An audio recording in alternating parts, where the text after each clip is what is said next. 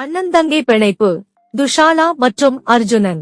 துஷாலா ஹஸ்தினாபுர மாளிகையில் பிறந்த ஒரு அழகிய அரச மகள்.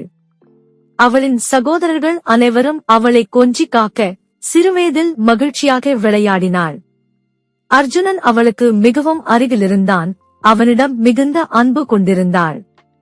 துஷாலா தனது அண்ணன் துரியோதனனுடன் அதிக நேரம் செலவழித்தாள்.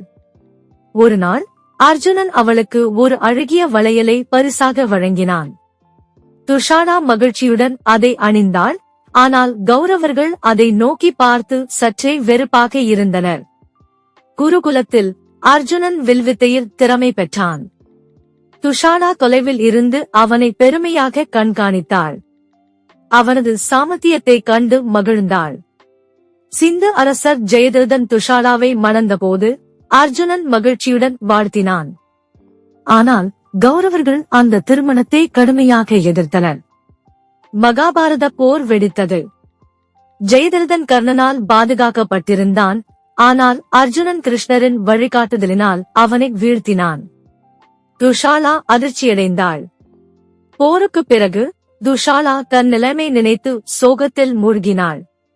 அர்ஜுனன் அவளிடம் வந்து அவளின் மனநிலை புரிந்து ஆதரவளித்தான். காலப்போக்கில் துஷாலா சமாதானத்தை ஏற்றுக்கொண்டாள். அர்ஜுனன் அவளை இனிமேல் பாதுகாக்கப் போவதாக உறுதி அளித்தான். இருவரும் ஒன்றாக நின்று கடந்த காலத்தை நினைத்து அமைதியோடு பார்த்தனர். முருகப்பெருமானை நம்பினால் சேனலை லைக் செய்யவும், உங்கள் எண்ணங்களை கமெண்ட் செய்யவும், வீடியோவை பகிரவும் மற்றும் சேனலுக்கு குழு சேரவும்.